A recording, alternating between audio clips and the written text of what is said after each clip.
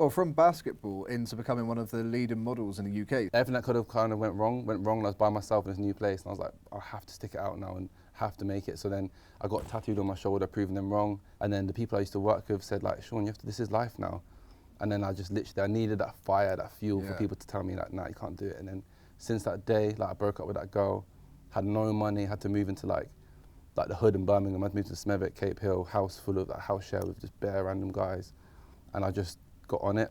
I'm there, and then director came up to me and I was just like, but you don't understand, like literally a few years ago I was working in school dreaming of this moment. Yeah. Like and the stuff you dream of, like the things, I'm like, it's incredible. She's my biggest inspiration in terms of like, I think I work hard. When she tells me stories about where she came from, how she got to where she is today, it's like, I don't even compare.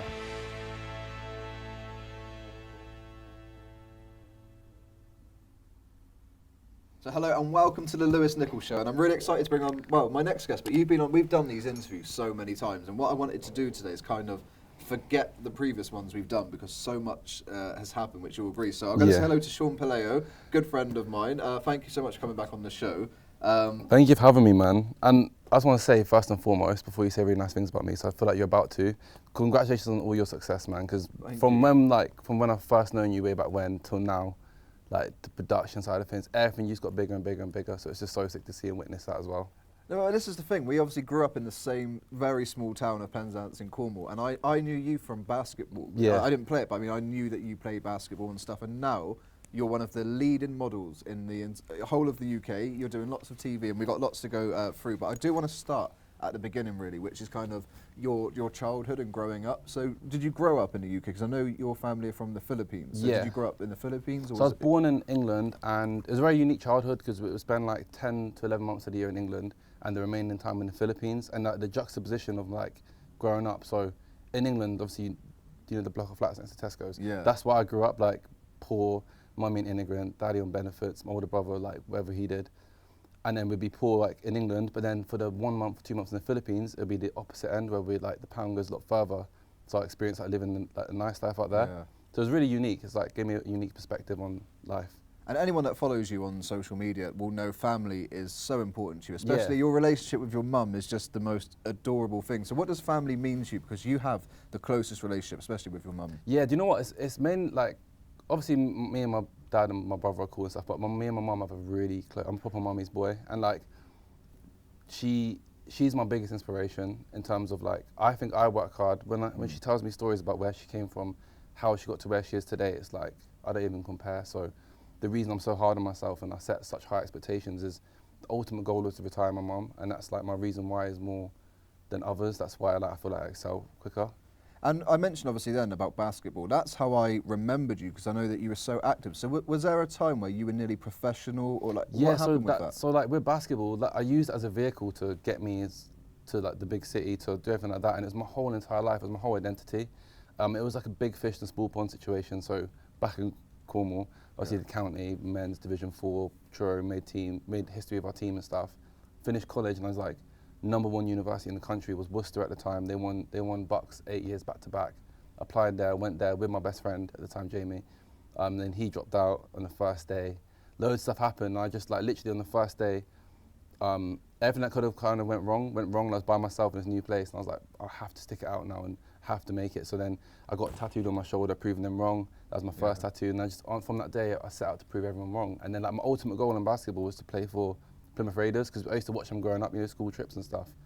And then they called me up after uni, invited me for a trial, and I smashed it. Like I put my life on the line for that trial, like I smashed it. Then they offered me the contract and stuff. And then halfway through the summer, coach called me up and he was like, "Our point guard from America can't make it. Can you come? It's your time to shine," type thing. I went up there, and then I was like, yeah, just played for a few weeks. And then, you know, at that point I was like 22 or 23 or something, and obviously girls become a factor, and sacrificing so much of your life to do this. Because we had to train minimum 3 times a day, get up at 6 a.m. for practice and stuff. It's like, I wanted to just enjoy life, and I kind of got to where I wanted to get to with them. And then, yeah, I just stopped after that. And then it was weird. It's like an emotional breakup, because like every time you meet someone, they're like, how's basketball? They always bring it up. But it taught me like the life lessons of like the work ethic, like the relentless hustling out in the mud work ethic. And I just transferred that into what I do now. And then again, that's another factor why I feel like I excel.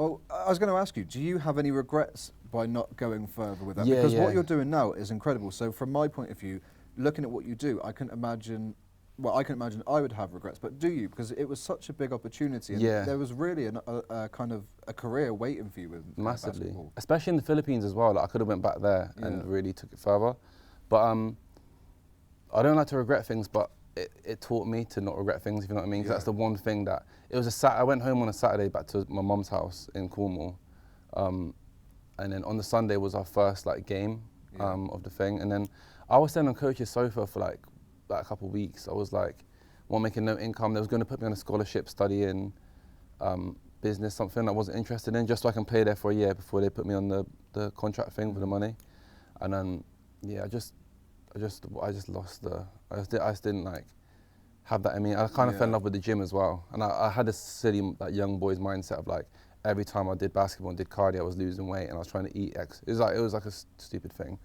but yeah, in hindsight, I probably should have played a bit, just went through that maybe a year or 2 years, but I don't know.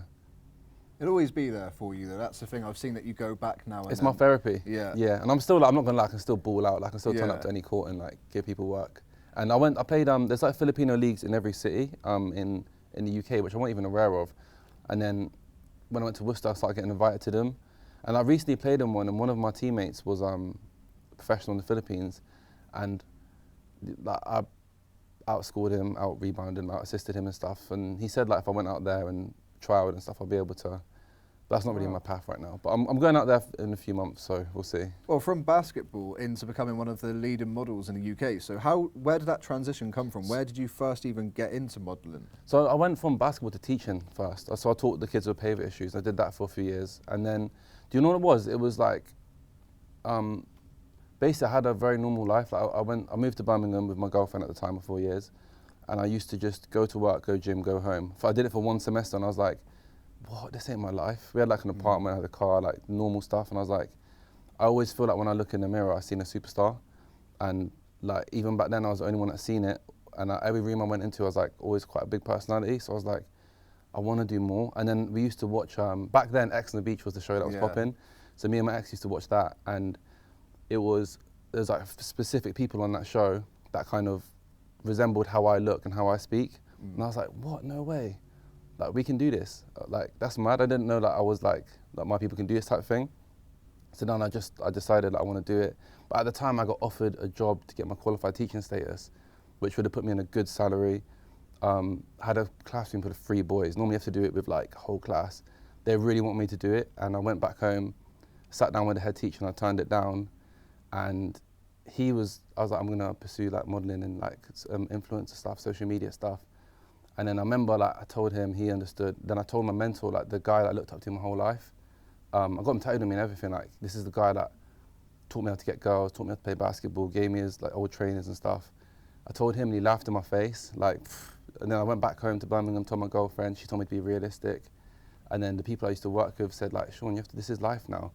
And then I just literally, I needed that fire, that fuel for people to tell me like, nah, you can't do it. And then since that day, like I broke up with that girl, had no money, had to move into like the hood in Birmingham. I'd moved to Smethwick, Cape Hill, house full of house share with just bare random guys. And I just got on it. Like every day I set a criteria. I was like, I'm gonna message 20 agencies, 20 brands. There's so much criteria. I messaged like 20 music artists, their managers, everyone, voice note and everyone just for an opportunity. Like maybe 5% or 2% people got back to me. Then like they gave me an opportunity. I just wouldn't turn up to work, go there. I didn't care about money, I didn't care about how broke I was. And I just made it work, and then it took like 2 years of just building everything for free, maybe 2 years, just like building my name a little bit, to a point where I got like free stuff, and I was so excited about getting free stuff back then. And then after that then I got active with, what did I have to do after that? It was like 2 years building it. Then I picked up videography on the side, because my friend, I just stood in, do video work for him. And then all of a sudden, like, I was really good at it. So then I started like a production thing, and then I used that to fund me trying to be a model. Yeah. And it kind of allowed me to travel and stuff, because I became like, I do all the videos for like Weller, GHD, and all the rappers and trappers and every club. Then I got some corporate clients and stuff.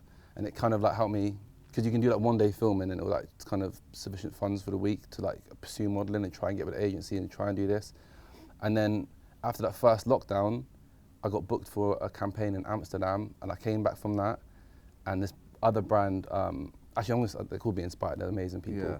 They messaged me and they're like, can we book you for this? And that was the first time I said that rate, and I was like, and they were like, yeah, of course, like what time do you want your hotel and flight or train at the time? And I was like, honestly, I was so amazed, like I was so nervous. And then from there, I went there and I showed so much gratitude, like I wanted to find out who booked me. I met the brand owners, I was like, thank you so much for the opportunity. I went above and beyond, I did more than the agreed post, I did like a behind the scenes video for them and everything. Then that year, I became like the most booked model for them, and then I just remarketed myself. I like archived all my small brands off my page. I became very conscious of my marketing. I fell in love with marketing myself and becoming a brand within myself. And then, yeah, now I just started smashing modeling. And then like, literally just like that, I lived my dream life, working all these years. And then all of a sudden, now I'm the guy that gets flown everywhere. Now I'm the guy that gets hotels and like girls. It was like surreal. And I always pinch myself like all the time. But I had like people grounding me every day. So I never like got lost with it, anything like that. Well, I just wanted to pick up on what you said about your mentor that's laughed. Yeah, you probably know him as well. I'll tell you after. But have you seen that person since? And have you had? Did you say that kind of gave you the drive to actually kind of prove that person wrong? No, because you know what, like it fuels you so much. You're like, when I was driving, I had so many bangers until like I found success, and like all my bangers had like leaking sunroofs or like duct tape windows, no radio for like 4 years type thing. I remember. I know, and I was just driving, I just think to myself like, I'm gonna make. And then when I did it, it was like, when I go back home now, he took the job that I didn't take in that school. Wow. So he still does it, and I speak to him, and you know, and you like, he just works there now. Like, not that there's anything wrong with that, but he's still there in the same place. Whereas like, I feel like, I just landed from Barcelona, I'm going flying away tomorrow. And, like, my life's kind of gone mad with everything, so. Well, I mean, you mentioned about like pinching yourself earlier at certain situations. I wanted to kind of ask you, because I know your career has only just really started. Yeah. So looking back already over the last couple of years, who have you modelled for where you're on set and you thought, I actually can't believe I'm doing this? Like, what brand? Yeah, it was, you know, it wasn't, they're not an amazing, like, cool, like, you know, Yes Auto, they're like a car advert thing. But that was my first time landing a main role in a commercial. So it was like, you turn up on set and there's like 30, 40, 50 staff members, and you walk in, and when you're like a main role instead of like a background person, because I did all the background stuff before, you get treated differently. You walk through a different door, different waiting room. And I literally, because I'm still me, like I literally went on the middle of the set when everyone was setting up and stuff, I dropped my bag and looking around, like, the director came up to me like, you all right, Shaun? Because you have to go through so many steps to even get there. Self-tape, in-person audition, the next audition, the fit-in. They can change their mind at any second, so to finally get on set, I'm there, and then the director came up to me and I was just like, but you don't understand, like literally a few years ago I was working in the school dreaming of this moment. Like, and the stuff you dream of, like the things, I'm like, it's incredible. And I just show so much gratitude. I practice gratitude like 3 times a day minimum. Like I do it on the way here, I did it in the morning, I'll do it before I go to bed. I think it keeps me grounded as well, I'm just hungry. So name some of the brands that you've worked with that people would kind of be like, oh my God, because I mean, the amount of times I go through my Facebook and I'm like, whoa, and it's you, and it's a nice moment for me, because I remember you were talking about one of your old cars. I remember about 5, 6 years ago, we were in Gloucester, and this is when you were teaching, you were talking about kind of just making that move, and to see it now and all the things I see on social media. So what brands have you worked with that people would kind of be like, that's incredible? Do you know, on paper it sounds better than it. Like I did the Dior home campaign, but again that was like, it wasn't as big as it sounds. Like it just sounds cool. I did that Mine Exchange for Milan Menswear. I do like promo stuff for JD, but I haven't got booked for a direct shoot for them, so I don't like to claim that one yet. Like Jim King, Be Inspired. Nice. Like there's those cool ones, man. There's loads. Is this the amount of times I see you when I'm buying clothes and I mean, Boohoo, haven't you done? I did gifted stuff a while ago, but things like that I feel like I'm about to. Like, I feel like I'm on the cusp of getting like them ones. So, although I have been on, for example, like ASOS, that's one of my goals. Although I've been on like the ASOS Marketplace stuff, I don't tick it off until like the vision I had in my head is me sitting in the real studio, signing the contract and ticking it, and I'm going to get someone to film it. That's the only thing I haven't done. And that's going to happen soon. That's going to come, yeah. Really soon. Well, I mean, we spoke about your modelling, and it's incredible, because anyone that follows you on social media, it's literally the most amazing life. You're flown out, you're going to, the amount of times you're in a different country, back in the UK, different country. But acting is something that you're so passionate about now, and it's something that I remember you speaking to me about that you were just looking into. Yeah. And now, some of the things you've done. So talk about how that happened, who got you wanting to be an actor, and how did you first take that step forward? So basically, like, I feel like modelling and acting semi go hand in hand, and I always feel like You know, as an actor, you have more of a voice, you have more of a, you got more to showcase, whereas modeling is kind of just looking good at different angles, and it's like your branding type thing. So, and also with the modeling, there's a time where you can't do it anymore type thing. So I'm at 29 now, so I'm approaching towards the end of my like young career type thing. Whereas acting I can do forever, and it's passionate about it, and I'm super confident on camera like talking.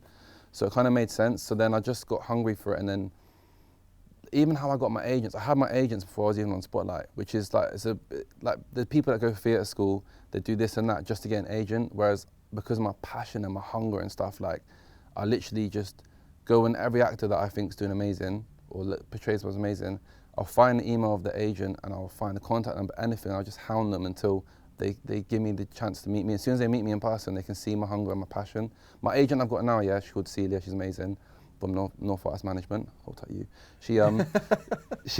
She's like, she basically, I emailed her on a Sunday when I just came back from the recent thing I filmed, with like just a hungry email, just like getting it across, like, haven't got these qualifications, but I've done this, and that.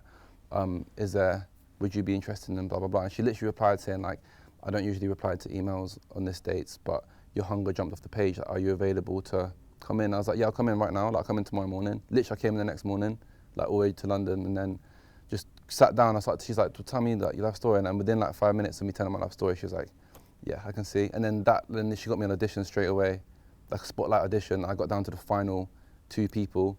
I do like so many scenes, yeah, and that was like a really big role for, I don't know if I'm allowed to say, but it was a really big role, and like that would have been my breakthrough role. And I got down to the final 2, and it was just like, they literally was about to fly me out. I could feel it. But yeah, so now I'm just smashing it, man. So I've done, I'm with like, I'm a SPACT as well now, which is like, I don't know what it stands for, special action something. And then, so I've got like my on-screen combat training, my theatrical firearms training, and I'm with all these people, yeah, and I literally just do all off my own back. And then now I'm represented by a few commercial agencies, like a SPACT agency, modeling agencies, and all non-exclusive. Apart from my acting agent that does my acting stuff, it's all non-exclusive. And I still reach out, I'd still do outreach. Like a lot of people in my position would stop now because I get them coming to me. However, like yesterday I wrote a to-do list, how many people I'm gonna reach out to. I'm still hungry, like I'm not money motivated, like I'm motivated by reaching my goals and stuff. And now I'm putting more onto the acting side of things because I've ticked off, you know the goals I wrote 5 years ago in modelling, I ticked them all off. I recently did that one in December, which is to be on the billboard in my own city. And I did it. And when I did it as well, like the video I made on that day of me and all my people that came out, and the song that I chose to go over that video, I chose that 5 years prior in my head, and I listen to that song and I look at the billboard and I like manifest it every day until I did it. And it was like, how did I even do that? That wasn't through ages, that was all through me. Yeah. Like, all through me. Everything I've done is all through me. And you know what I love as well is because when I see you that you've done films, I remember a video you posted on your socials, which is you watching yourself in a film, and you're like, "That's me." And you do play the tough guy, like you know, you're always you got your top off, you're beating someone up, like you do get those roles. Do you mind that, or would you like something a bit more kind of serious or emotive? Like, have you got goals to kind of show a different side of your acting ability? Yeah. Do you know what? I feel like I should, because I don't feel like I've been tested as much, because I do play the same role every time. So either like gangster, drug dealer, athlete, or in a girl's music video and they just touch me while they sing on top off. Yeah, but I do wanna like experiment and try stuff. But I invested in acting lessons. So I did like a 12-week course last December, and in one of the lessons they gave me a character to play, which is completely, it was a hair salon owner, and they wanted me to be like very camp and stuff, and I was like, I found it so difficult, because in my head I knew what I was going to portray and how to do it, but when I went to actually speak it and my mannerism stuff, I couldn't act it. So I got so much to learn with acting. There's so much stuff you have to learn. You know, when I landed my first main role in a feature film that's not out yet, and the rest, I played a gang leader, and the rest of my gang were actual actors that went from these theatre school backgrounds and stuff. And the stuff I learned from them on set was incredible, man. Like, they're really talented, and like I'm like a sponge. I'm just listening to them the whole time. What I do want to ask is, you know what we were talking about earlier, the film that you're going to be in, you've got a small role. Are we allowed to mention that? Wait, the film or the reality thing? The film. I think so. Because it's pretty incredible. It is pretty incredible. Are we allowed to mention it, or? I don't know. I wasn't allowed to post anything on my socials about it. We'll leave that one. We'll come back to it. But it's fair to say you're going to take part in something that's going to be so memorable, and it's a huge film franchise. So that's all we're going to say. But when you told me, and the crew here were kind of like, whoa. Yeah. So that's incredible. I'm not allowed to say this one. I got my first kissing scene coming out on Netflix soon for like a rom-com. Nice. I filmed like last year, so I can't wait for that one as well. I played the role of an influencer, so I don't have to do anything, just be myself, just kiss the girl. Well, we're going to come back in part 2, and we're going to talk a lot more about your career and what you're doing at the moment. So, Shaun, we covered a lot there in the first part about your film and modelling, but TV is something that's been kind of instrumental, especially in the last couple of years. You've made some TV appearances and some shows that I love. The one I want to start off with is Coach Trip, because I love Coach Trip. I love Brendon. I think that the format is incredible. How did that come about? Were you approached, or did you apply to go on it? We applied for that, me and Troy did. Troy told me about the show, and then I was just like, yeah, I'm on it, let's do it. Because we both wanted to get into that, being in front of camera and like progressing and stuff. So honestly, it was the best reality TV experience. It's so amazing. Like, in comparison to other stuff that I've done prior and post, like, I didn't realize how amazing it was. You're in a bubble the whole time. It's like you're not being filmed 24/7 either. You get like from the morning, it's only from after breakfast till after and dinner time, and it's just like it's honestly like I can't express to people. It's the best show. If you're gonna do a show, do that one. It's like incredible.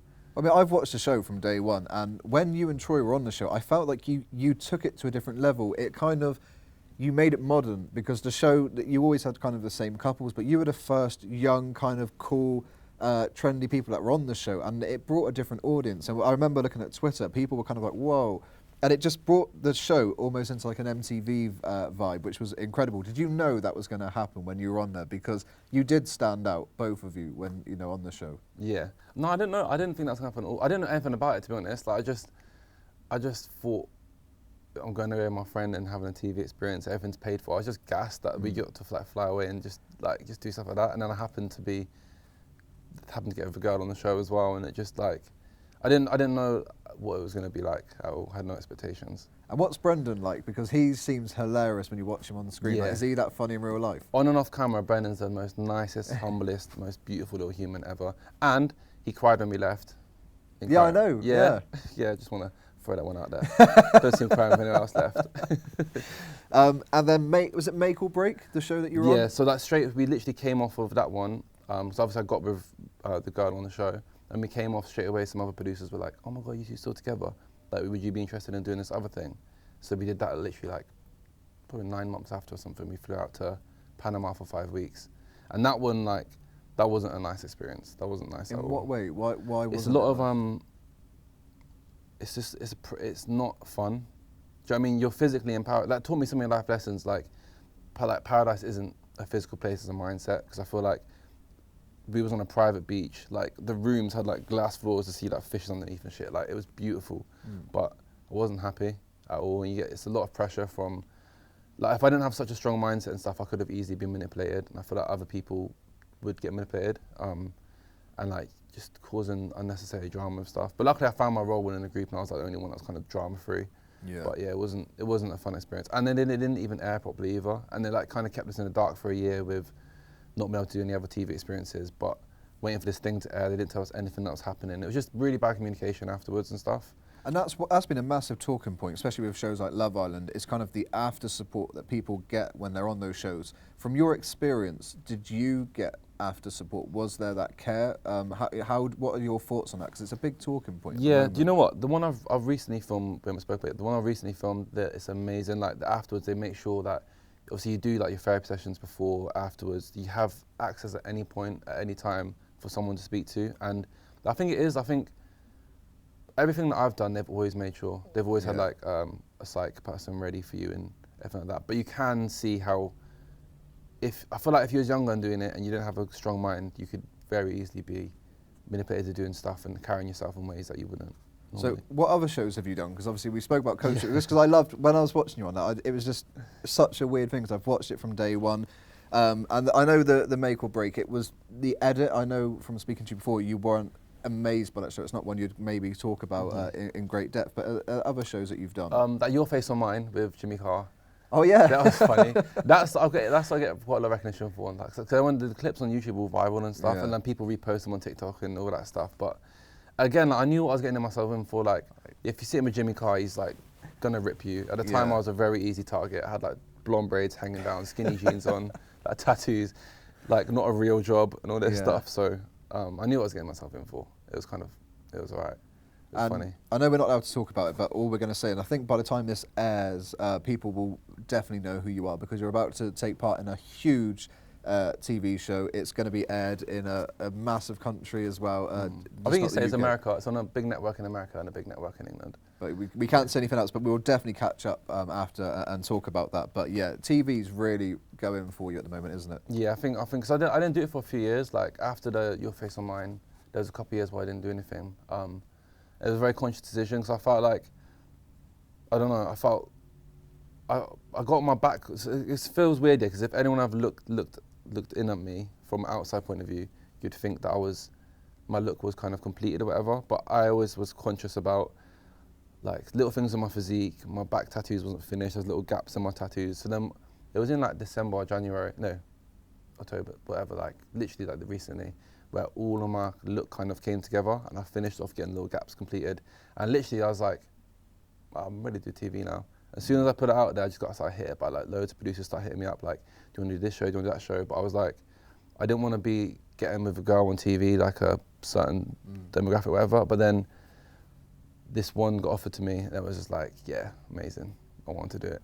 It's like an adventure of a lifetime. And you're very spiritual as well, because I remember when we, I think it was the last interview we did, is actually at my house, and you were telling me about some of the spiritual things you're into, and a lot of people I don't think would know, looking at you, that you're into spiritual stuff, but that really helps you, doesn't it? It channels your mind. Massively, man. Because I feel like life, you have to find peace. Like, I feel like that's like the biggest thing in life, is finding peace. So it's little life lessons I learned over the years. So like now, I lock my phone off like 10, 11 a.m. 10, 11 p.m. every night, and flight mode it, and then after that I reflect on my day, I find peace, and then like I said in the morning I do my gratitude list, and you know, there's certain people that came into my life, and it was all these contributing factors why I found success. So prior to them 2 years of me being successful, there was a guy that he's pretty big on Instagram. He kind of like carries himself the way same way I do, but in a bit further along in his career.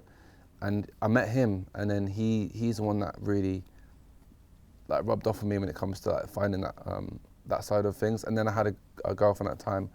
Actually, you know what? Shout out Misha. She means a lot to me, man. She did a lot for me. She helped me find, because I found, imagine going from like hustling to success, and then it's overwhelming. It's like I can't express it, because it's like then you get an abundance of messages, an abundance of inquiries, an abundance of opportunities, and because I'm in the mindset of like I want to take everything, it was like I want to sleep in. And then, but my partner, Misha at the time, I'm still like best friends with her, she's cool. She just really, really helped me channel stuff, and like just taught me a lot of things, and should make sure that I take breaks and like just go places like Glastonbury tour, for example. That's just like a spiritual hub, like it's built on like the plates and stuff. So I would go there for a day or two, or we'll go to other places, and yeah, just finding that balance, man. I feel like it's so key, especially in this industry, especially like the whole social media stuff. Well, you get some really good opportunities. I know, just gone. You're at the Formula One. You get like VIP treatment. You get to go to. That's what I'm going on tomorrow. No, the day after tomorrow. I'm going to what's it called, Monaco. Yeah. Yeah, they put me on a yacht to watch F1 again. That's I'm not even into cars. I was literally like 2 days ago. I was in that 3 days ago. I was in Barca watching F1 from a skybox VIP. I was the only urban one in there with like tattoos and brown It's skin. incredible. Like, all this and I'm just literally looking around like, bro, free drinks, free food. Like, it's crazy. I feel like filling up my bag and taking it home. But yeah. And then like last year they took me to Monza, and I actually got to go on the track with the cars. And again, I don't really know what I'm looking at. So like, I put up my story, and all my car friends are like, what? Yeah, going it's incredible.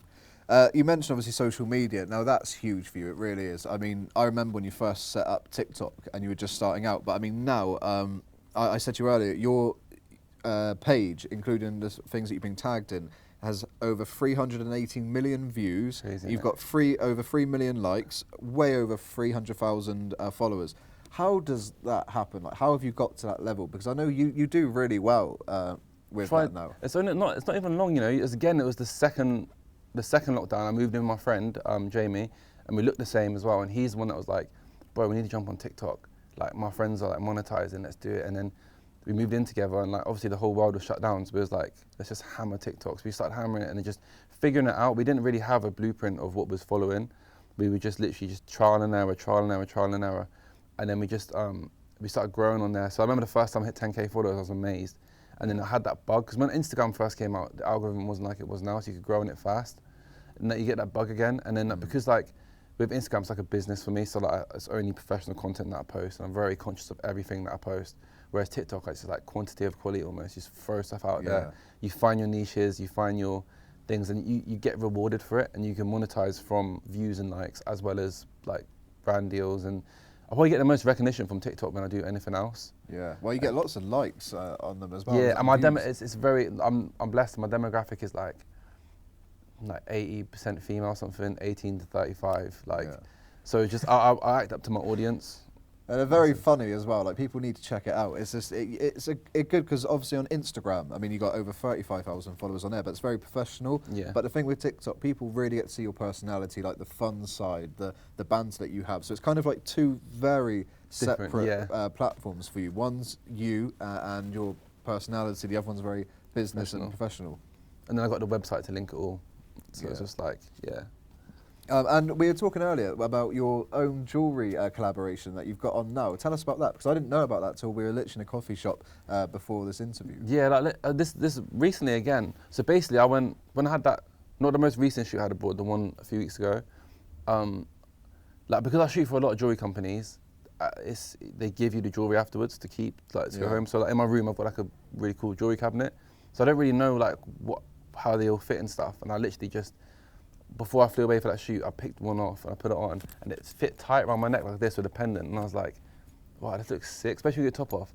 And then I got loads of compliments when I put on my story and stuff. And I was thinking like, oh, I don't want to rep someone else. I want to put a Panda on it, because Panda's my Brendon. I was like, I really want a Panda. So when I got home, I messaged this brand called Adamans, who I shoot for a lot. And they're like, I already got on with the owner of the brand as well. He's a cool guy. And I was like, bro, like, how do I go about getting like a little Panda on a pendant? He's like, yeah, we'll do a collection for you. Let's do it. And I was like, yeah, I want to do it. Cause basically, because for me, it will not only show how good my pull is, because my goal is to sell out in one day. And if I can do that, it will give me like, it'll confirm that when I'm ready to start my own brand type thing, I can make them sales type thing. Yeah. So it's pretty cool. And it's got like, it's just amazing. It says like Pelayo times Adamans Dream Chase collection. So cool. I mean, I don't know if the camera can get that, but yeah, I love it. I love it, man. And I released it, so like, releasing it next week. So by the time this is out, it'll probably be sold out. I know why you love pandas, because you told us all just before, but tell the people that are watching this, like, why pandas? Because the story is actually not what I expected. Yeah, it is cute. So my favourite movie of all time is Kung Fu Panda 2. That's like my hangover movie, if I'm chilling, like that's my comfort, the music in it and everything. And the relationship that Po has with the goose is, the panda with his dad is the same relationship I have with my mum. And it's like, even down to the fact that the goose owns a cafe in it, and then when he comes back as a dragon warrior, everyone's all gassed and stuff. Where same as me, if I go back home, like my mum's friends and her colleagues would be like, oh my God, Shaun. Yeah. But like, all my mum would be like, Shaun, you lost weight, you need to put weight on, like you need to eat noodle, you need to be bigger, type thing. And it was the exact same thing, like in Kung Fu Panda 2, Po goes with the Furious 5 to save Kung Fu, like they go on a mad trip around China, and then all his dad is like, don't forget your noodles, Po. Literally the same as my mum, like so just relate. And it's my first visible tattoo, so I was like, let me get Panda so my mum doesn't get mad at me.